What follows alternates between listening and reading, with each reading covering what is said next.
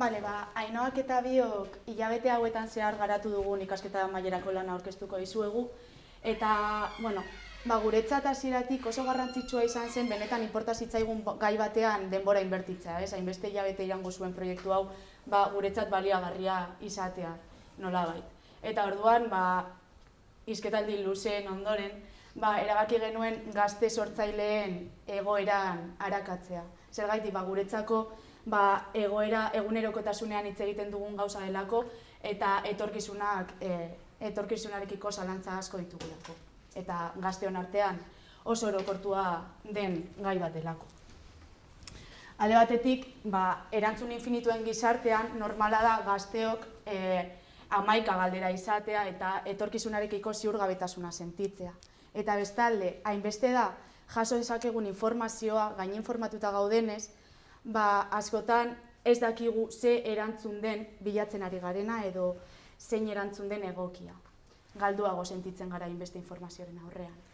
Gainera, honi gehitzen badiogu gazteok orokorrean gehitzen zaizkigun arazo batzuk, adibidez, erreferentzia falta, esperientzia falta, orokorrean ziurtasun falta, honek arazoa areagotzen du eta etorkizunarekiko ziurgabetasun hori areagotzen du, ez?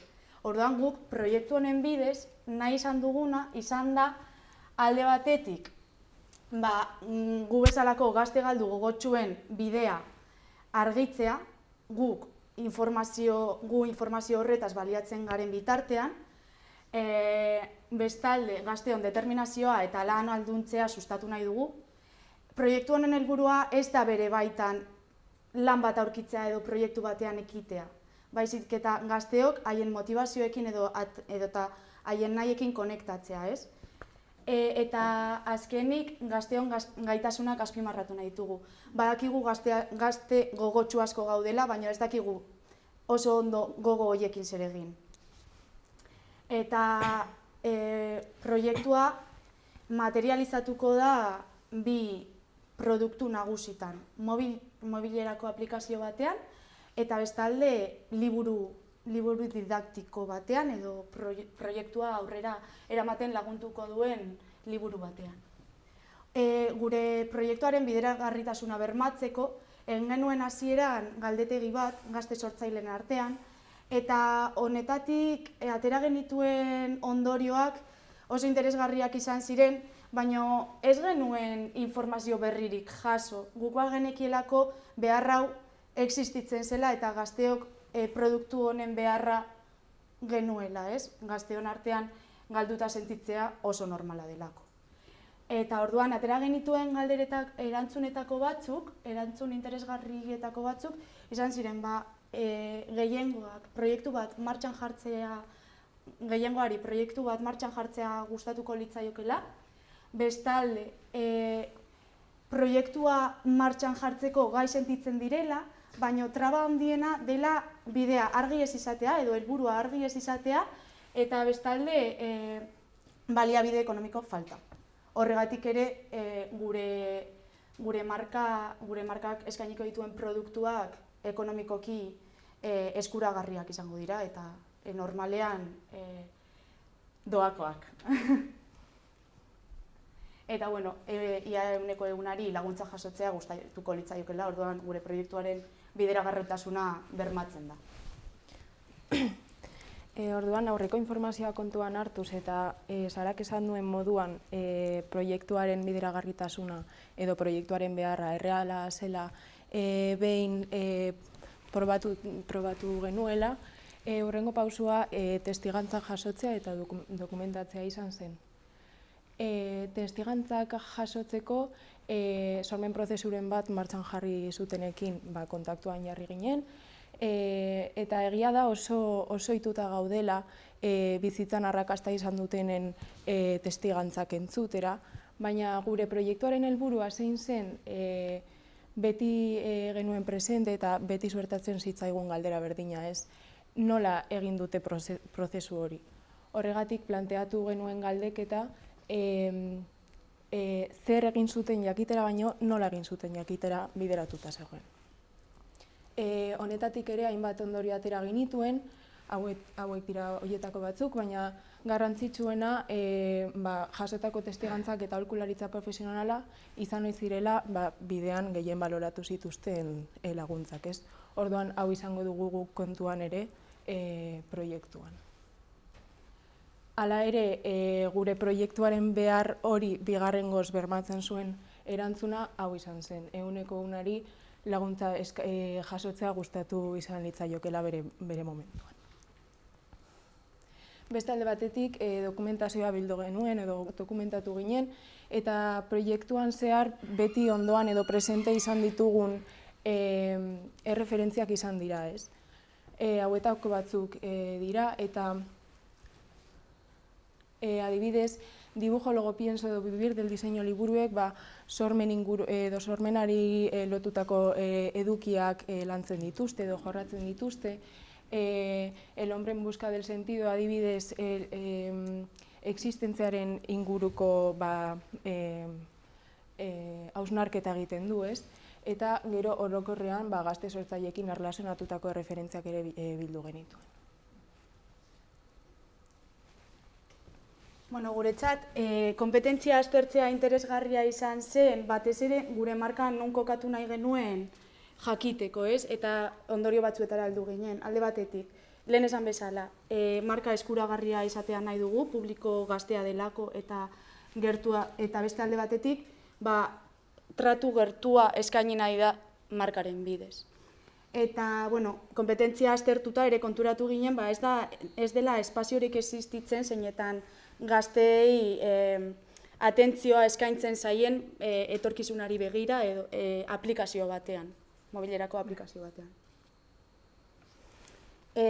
Markaren targeta 18-30 urte bitartekoa da, eta interesgarria da targeta definitu izan ere, honetan oinarrituta aplikazioaren atal ezberdinak definitu direlako. Zergaitik, 18 urteko pertsona bat unibertsitatean edo goi mailako ikasketetan sartu berri da, eta honi interesatuko zaio adibidez sormenean murgiltzeko lehenengo edukiak jasotzea.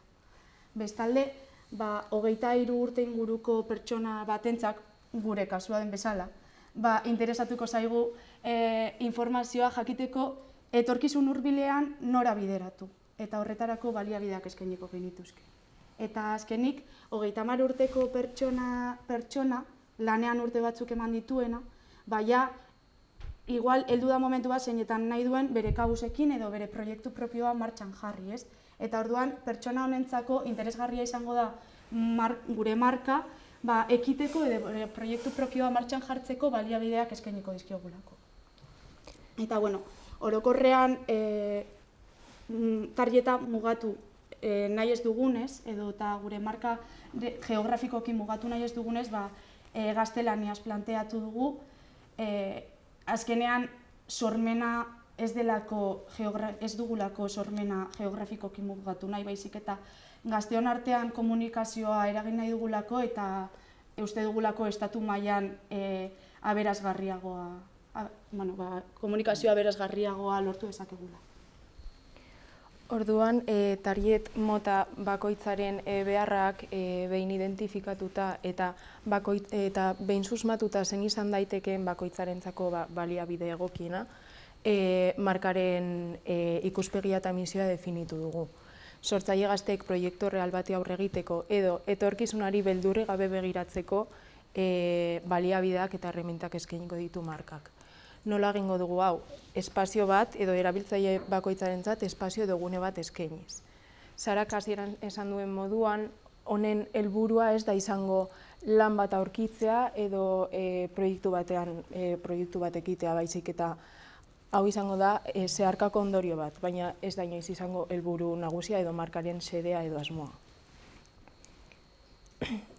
Hauek dira markaren baloreak, ambiziotik hasita, gazte sortzaileen artean ezaugarri komuna delako, ez?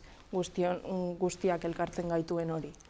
Beste alde batetik sormena, marka horretatik eraiki delako, da markaren oinarria, ez? Akonpainamendua, marka gazte sortzaile hoien ondoan kokatu nahi delako, bidean lagundu nahi ditugu. Eta beste alde batetik gertutasuna azkenean markaren sortzaileak, hau da gu eta gazteak maila berean gaudelako. Puntu berdinetik hitz egiten dugu eta egoera berdinean gaude. Bueno, hasieratik argi izan genuen gure markaren izena Zeremos izan behar zela. Zergaitik, etorkizunari buruz hitz egiten duelako eta afirmazio baten bidez zeozer izango garela adierazten duelako. Eta honetan asko zentratu ginen, egin genituen 3 logotipo mota, guztietan aldaketa iradokitzen zuen elementu bat txertatu genuen, eta unibertso modukoak eraiki genituen, aurrerago erabiliak izan direnak. Baina, momentu horretan jaso genuen feedbacka eta guretzat garrantzitsua izan zen momentu hau zergaitik. Esan zigutelako kanpotik, izan zitekela mezu oso evidentea, ez? Mezu evidentegia zela, ez? Eta igual iradokitzen zuela partidu politiko baten eslogana, eta egia da. Eta orduan, buelta bat eman genion, eta abstrakziora jo genuen, eta gure naming definitiboa Zeremos hitzetik ateratzen da, baino zum izango da. Zergaitik, izan latinez zum da, eta izan da gure markaren ardatza. Zeozer izan nahi dugu, baina ez dakigu zer. Ez? Eta orduan, abstrakzio horretaz baliatu gara, eta beste bat gehitu diogu abstraktuagoa egiteko, norbaitek latina ulertzen badu hitza ulertu ez dezan.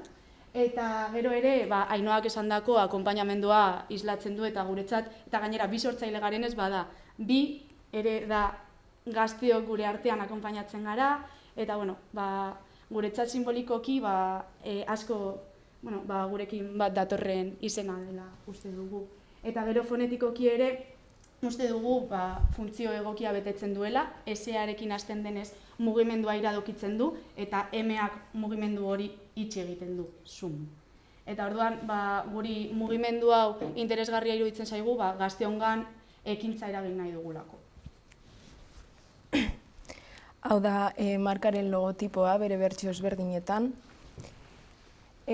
Hasieratik oso argi genuen logotipo tipografiko bat nahi genuela, alde batetik garbia, simplea eta gertua izateko, ez. Sarak esan dituen S eta M letrak Arial tipografiakoak dira, eta U letrak intertipografiakoak. Honek justifikatuko du gero markaren tipografia korporatiboa izango dena. Bi U-en akonpainamendu hori oso argia da, eta M-ari egin zaion isats hori Sarak orain azaldu duen mugimendu hori iradokitzen du. Hauek dira markaren koloreak, Blue is Black eta Plus White izango dira oinarrizko koloreak, eta horia edo Summer Yellow sormenaren kolorea dena, markaren kolore korporatibo nabarmenena, ez. Esan bezala, Inter izango da tipografia korporatiboa, batez ere Euskarri digitaletan aplikatuko den marka kontuan izan dugu, eta horregatik irakurgarria, garbia eta simplea den tipografia bat bilatu dugu, ondo funtzionatzen duena Euskarri guztietan. Markak 4 baliabide grafiko izango ditu, hau da lehenengoa, bideak izango direnak, Sarak hasieran esan duen moduan, gazte bakoitzaren bidea islatzen du, ez? Modu independientean hemen bezala edo elementu tipografiko bat bezala funtzionatuko du, batez ere tituluetan, ez? Atentzioa deitzeko. Bigarren errekurtsoa edo baliabidea esketxak izango dira, hauek markaren alde gizatiarra islatuko dute. Eta batez ere tituluetan erabiliko dira, azpimarratu edo nabarmendu nahi diren hitz horietan. Sarak esan duen moduan ere, aplikazio edo mobileko aplikazio bat markaren produktu nagusietako bat dela kontuan hartuta, honetan erabilitako botoiak hartu ditugu baliabide bezala, informazioa sailkatzeko edo hitzak nabarmentzeko. Bestalde, azken errekurtsoa izango litzateke U-en errepikapena, logotipoan erabili diren bi U hauek erabili dira batez ere markan aplikatu diren titulu ezberdinetan, eta markaren identifikagarriak dira, koloreetan lehen ikusi duzuen bezala, eta Ainoak azalduko dizuen liburuaren tituluetan, edo webguneko atal ezberdinen tituluetan. Bestalde, ahozko tonuari dagokionez, guk argi genuen Ainoak esandako gertutasun hori lortzeko, gazteon hizkuntzan hitz egin behar genuela eta erraza genuen, gu gazteak garelako, baina hala eta guztiz ere egin genuen ikerketa bat gazteon hitz makulu edo eta gazteon meme esaldietan murgilduz. Ironia eta umorea erabili nahi izan dugu momentu guztietan zehar. Eta bestalde, tonu bisualari dagokionez, umore eta ironiaren kontu horrekin jarraitu dugu, eta gazteon artean sortu den komunikazio bide hau hautatu dugu, azkenean bere baitan hitz egiten duten irudiak direlako eta baliagarriak izan direlako. Gero, webgunea WordPressen eraiki dugu, Elementor eraikitzailearekin, hasiera batean plantilla bat erosi genuen, zergaitik, guk nahi genuelako hasieratik genuen kapritxoa joma izateko eskrol horizontalaren bidez eskrol horizontala izatea. Baina plantilla erosi genuen eta ikusi genuen ez zela bidezkoa, portfolio batean aplikatzeko bakarrik erabili zitekeela, eta orduan CSS eta JavaScripten bidez aplikatu dugu, eta hemen markaren aurkezpena egiten da. Bidez. Hemen ikusi daiteke adibidez U-aren errepikapenaren errekurtso hori.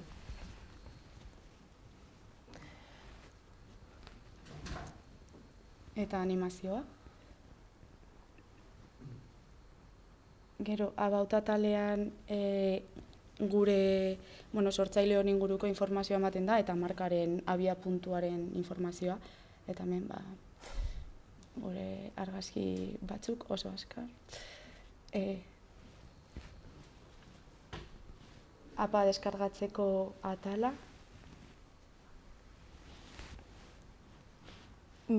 Aplikazioa promozionatzen duen bideoa ikusten da, QR batekin batera. Horrela, APA deskargatzeko linka... baina ez da ikusten, ez? Ez da ikusten? Bai. APA deskargatzeko linka edo QR-a.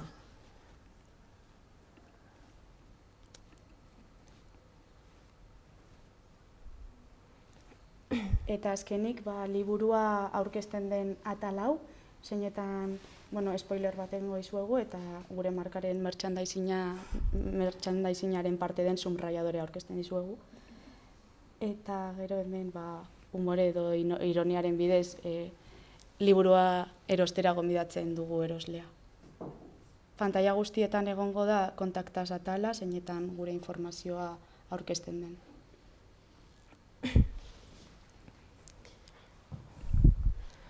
Markaren beste komunikabide bat sare sozialak izango dira, Instagram batez ere gazteon artean gehien erabiltzen dugun sare soziala delako. Edukiak definitzeko customer journey-a erabili da oinarri bezala. Honek erosle batek marka batean egiten duen ibilbidea analizatzen du, eta horretatik eduki egokiak planteatzen dira. Hauen artean adibidez liburuaren zozketa planteatu dugu, horrela erabiltzaileak interakzioa egingo du markarekin. Bestalde batetik aplikazioarekin zerikusia duten postak edo storiesak ere erabiltzailea aplikaziora bideratzeko. Erabiltzaile berriek markaren inguruan zer pentsatzen den edo zein iritzi duten jakiteko, beste erabiltzaileen iritziak ere planteatzen dira. Markaren filosofia islatzen dituzten esaldiak, beti Sarak esan duen moduan, tonu umoretsu eta ironiko hori erabiliz. Eta azkenik, erabiltzaileei egindako inkestak ere publikatuko dira. Honen bidez, markaren behar hori behin eta berriz bermatu nahi dugu, ez?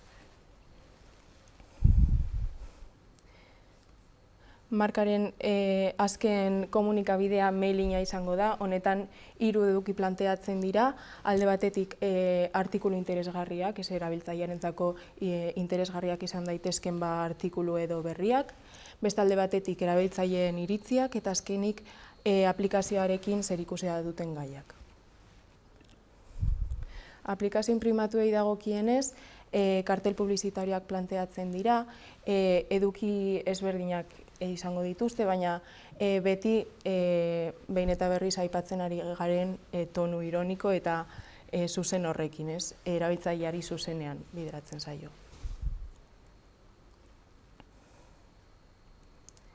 Eta bisita txartelei dagokienez, 3 planteatu dira, garbiak eta sinpleak izatea oso garrantzitsua da, horrela erabiltzailearekin interakzioa sortu nahi delako, ez? Gonbidatzen zaio, hau utzik joango zen, eta gonbidatzen zaio bere bide propioa margotzera edo marrastera, ez? Horrela ere bere etorkizunaren inguruko hausnarketa egiteko. Eta merchandisingari dagokionez, alde batetik stikerrak egin dira, batez ere markarekin harremanetan jartzeko erabiliko dira, adibidez hau V-card baten funtzionalitatea betetzen du. Eta azkenik, azpimarragailua, hau markaren izenaren eta objektuaren izenaren arteko hitz joko baten bidez izendatu da.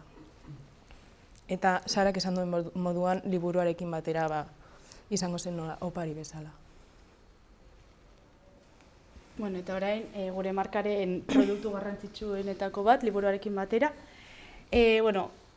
Apa egiteko, guztiak egiteko, egin behar den lehenengo galdera, jakin dugunez, izan da, arazo bat definitu behar dela, eta momentura arte askotan esan dizuegu, zein den gure arazoa, etorkizunarekiko zalantzak eta barrez.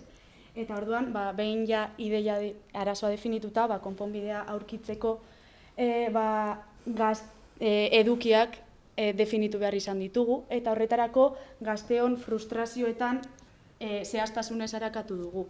Horretarako egin dugu oso baliagarria izan zaigun emotional journey map bat, honetan, gazteon frustrazioak zehaztasunez definitzen dira. Eta hauetatik abiatuz, aplikazioaren bidez hauei konponbidea bilatuko zaie, ez? Eta orduan, azalduko dizuegu labur-labur, baina gazte bat bere egunerokotasunean, unibertsitatetik edo eta eskolatik ateratzen da, eta nahiko lasai sentitzen da, baina etxera heltzen da, eta etorkizunari buruzko 11 galdera suertatzen zaizkio, ez daki bere etorkizunarekin zer egin, ez daki zer motibatzen duen, eta orduan, interneten bilatzen du. Interneten bilatu ostean, bilatzen hasi ostean, konturatzen da ez dakiela nola bilatu, ez daki ze hitz jarri nahi duen hori aurkitzeko, ez? Ez daki zer gertatzen zaion.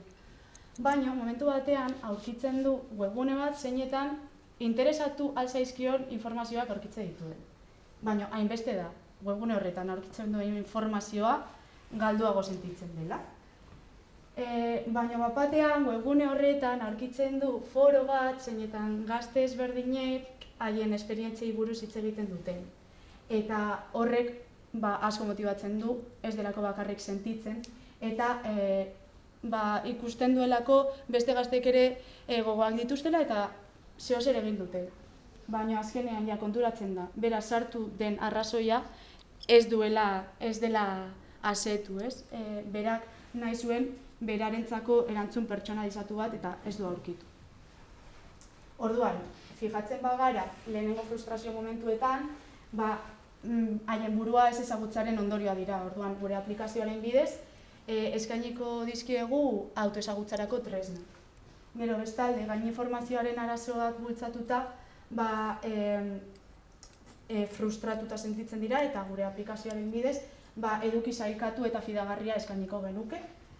Hirugarren frustrazio momentua bere beharretara moldatzen ez den aukerak eragin du, eta orduan arazo honi edo frustrazio honi emango genioke konponbidea gazte bakoitzarentzat eskainitako espazio digital baten bidez eta gero liburuaren bidez. eta momentu motibagarria ere hartuko dugu apean komunitate bat sortzeko eta gazteek haien artean motivazioa elkarbanatzeko eta indartsuago, guztion artean indartsuago egiteko edo pena edo guztien artean penetan murgiltzeko. Orduan, APA egiteko alde batetik nabigazio teknika ezberdinak garatu dira, erabiltzaileen nabigazio atsegina edo esperientzia atsegina bermatzeko eta erosotasuna bermatzeko.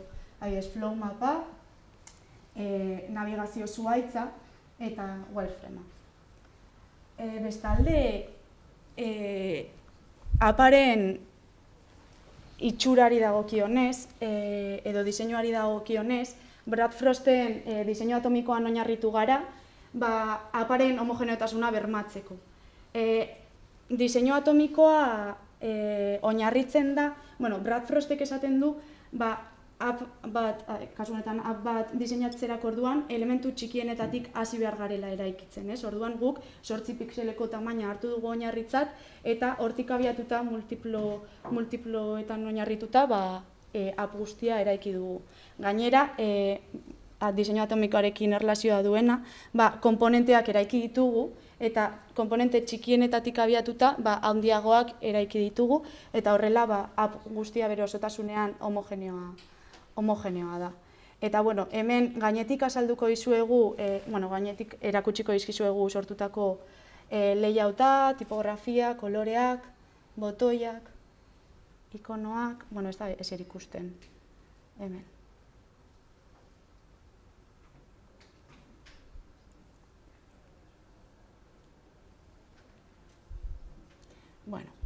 Baina egin dugu estilo gida liburu bat zeinetan sakontasunez ikusi ditzakezuen ezaugarri guztiak eta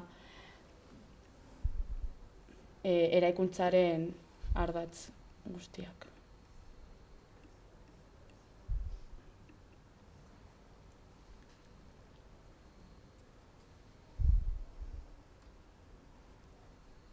Hasteko logo esplasa egongo litzateke eta gero APAren funtzionalitateak laburtzen dituen onboardinga.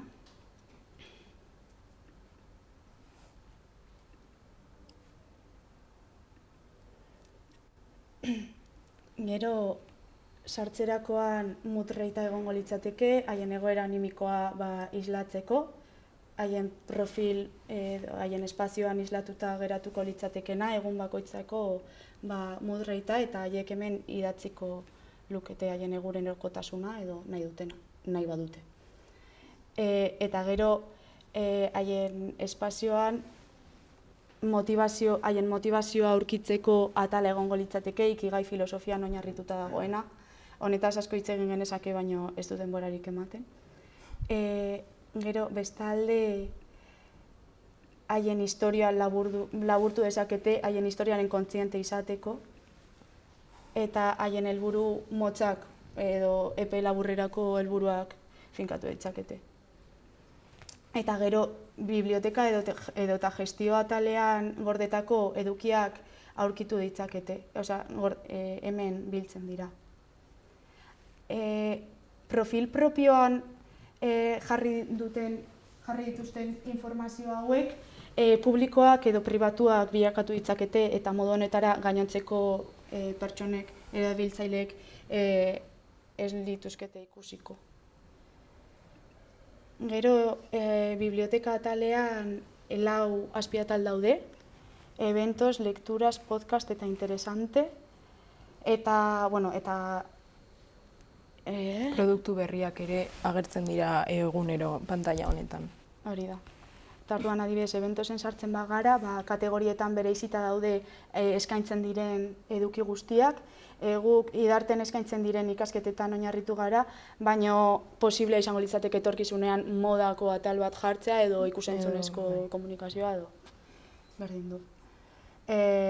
Hasiera batean gainera guztiak nahasita daude eta gero klikatuz gero sartuko ginateke diseinu grafikoko edo eta beste kategoriatako edukietan. Eta, adibidez, Laten Festivalean sartzen bagara, aurkitzen ditugu eduki honen inguruko zehaztasunak, nota ipintzeko atala, Reitaren berdin funtzionatzen duena, eta interesgarria iruditu zitzaigun ere eduki bakoitzaren txat bat sortzea, tratu gertuagoa izateko eta ohituta gaudelako adibidez filminen, sartzen zara, muy buena pelikula, ez dakiz zer, baina guretzat interesgarria da komunikazio dinamikoagoa sortzea eta imaginatu norbaitek daukala sarrera bat honentzako, ez? Jartzen du, sarrera bat daukat edo pasaren urtean ez dakiz ze atetik sartzen zen, eske berdin zaigu. Komunikazio errazago bat. Gero, gestio atalean, baliabide ekonomikoekin lotutako edukiak eskaintzen dira, asesorias, bekas y subvenciones, eta, Ia guztiak doakoak dira jakinda zein den gure tarjetaren zailtasuna. Sarak hasieran esan duen moduan, baliabide ekonomikoa baldin bada zailtasuna, gehiengoa saiatu gara doakoa izatea. Eta kasu honetan ere struktura edo diseinua berdina da, intuitibotasuna bermatzeko, eta azkenik, nahi dut esan du. Azkenik komunitatearen atalau, zeinetan euren artean komunikatzeko errestasunak eskaintzen diren, eta kasu honetan ere kategorietan sailkatu daitezke edo kategoriak kendu, eta guztiak batera ikusi. Gero, txat zuzen egongo litzateke, Instagramen struktura bera jarraitzen duena, txat orokorra, eta hemendik ere profil propioetara sartu gaitezke, eta profil bakoitzak mi proiektoren struktura berdina izango du, baina ez du izango mood atal hori, eta zeinbait eremu blokeatuta izango ditu nahi izan eskero.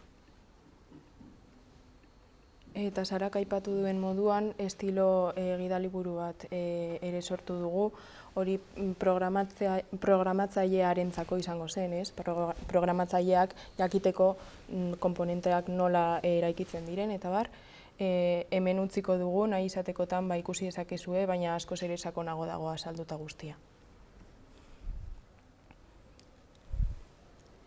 Eta, gure aplikazioak azken finean eskainiko dio gazteari errekurtso edo baliabideak eskaintzeko erraztasuna. Eta bere proiektuan murgiltzen hasteko bidea edo motivazioa.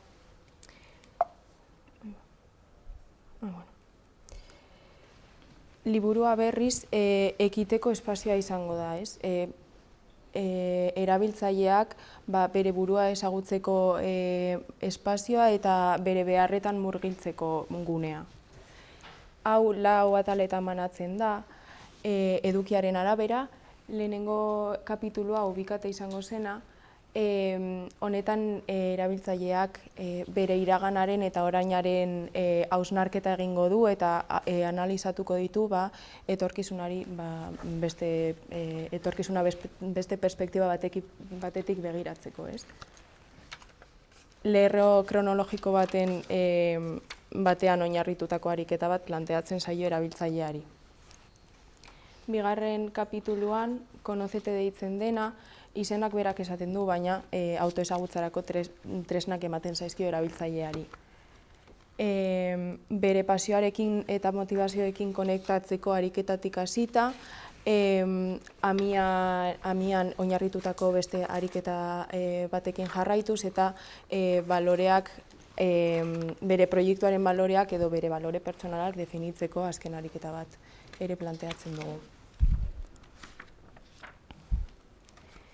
Hirugarren kapituloa, sumergete izango zena, orain arte erabiltzaileak badaki bere pasioak zeintzuk diren, identifikatu ditu eta etorkizuna beste modu batez begiratzen du, baina normala da oraindik beldurra sentitzea. Horregatik bere ideiak finkatzeko eta gehiago definitzeko hainbat ariketa planteatzen zaizkio, batez ere bere ideiei forma emateko eta ideiak definitzen hasteko, ez?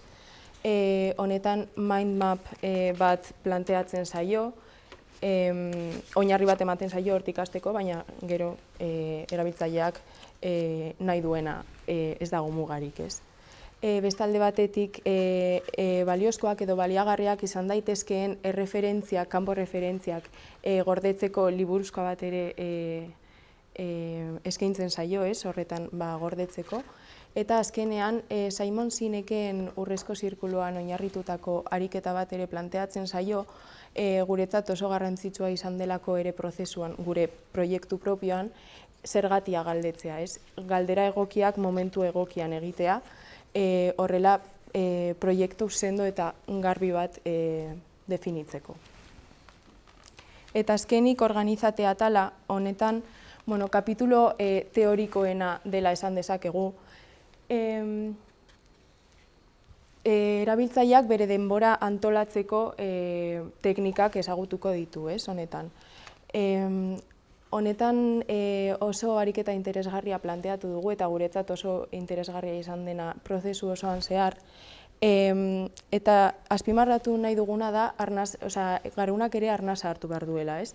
Proiektu batean murgilduta gaudenean oso normala da burua blokeatzea eta ideia berriak esateratzea. Horregatik, erabiltzaileari planteatzen zaiona da, astean behin proiektu horretatik kanpo ariketa bat egitea eta erronka bezala hartzea. Eta azkenik ere, sortzaileon lanari balioa eman nahi izan diogu, benetan duen balio hori, eta erabiltzaileari errubrika bat eskaintzen zaio horrela bere lanari probetxua ateratzeko eta dirua antolatzeko. Orokorrean, lau maketazio mota erabili dira, bat separatentzako, beltza izango dena testu zuriarekin, beti vertikalean, ariketentzako espazio zuriak batez ere nagusitzen dira, horrela erabiltzaileak ariketa erosotasunez egiteko. Bestalde batetik, ilustrazioak ere ikusten dira, hauek beti testu batekin lagunduta joango dira, eta bere funtsa izango da, edo bere funtzionalitatea izango da testuan jartzen duena argitzea, eta liburuan zehar erabiltzailea kokatzea, ez? Bide bat izango balitz bezala. Eta azkenik, horiz ikusten dituzuen atal hauek interaktibotasun hori bermatzeko erabili dira, ez? Erabiltzaileak liburuan zehar egingo dituen ariketak begi bistakoak izateko.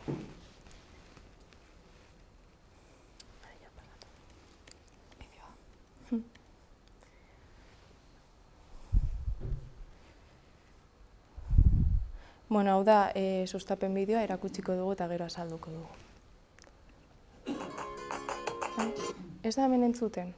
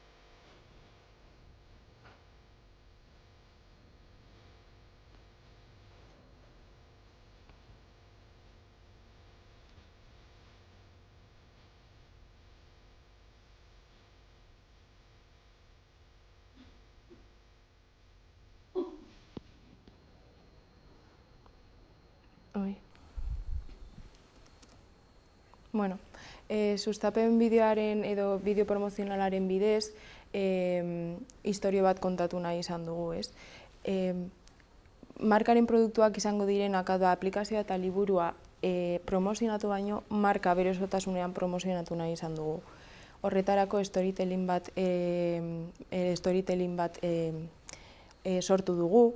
Lehenengo atalean erabiltzailearen atentzioa deitzen da, ez, gazteon artean ohikoak diren esaldi horiek erabiliz.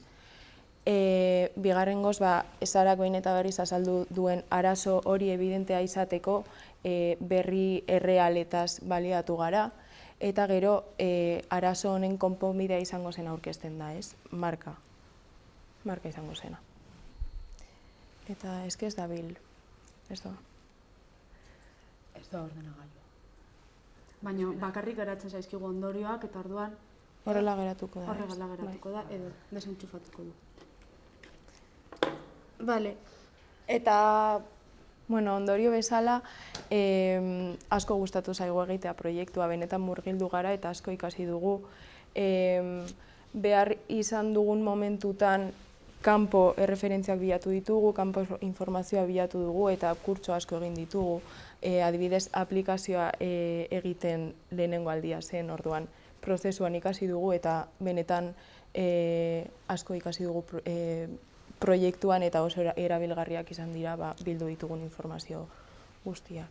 Eta azkenean esan daiteke guk produktu honen bidez lortu nahi duguna gure baitan aplikatu dugula, ze lortu dugu proiektu batean sakonki murgiltzea eta motivazioa aurkitzea, ez? Eta gure burua baliagarri sentitzea, ez? Eta mundu errealean gure toki txikia aurkitzea. Eta orduan oso pozik gaude. Eta asko gomendatzen dugu biren arteko proiektu bat egitea. Are gehiago konfidantza osoa duzunean eta prozesua askoz ere politagoa da. Eta benetan pena ematen zaigula denbora mugatua izatea, gauza gehiago erakutsi nahi ditugulako, asko egin dugulako lan, baina galderarik baldin baduzue, galdetu arazorik gabe. Eta eskerrik asko. Eskerrik asko.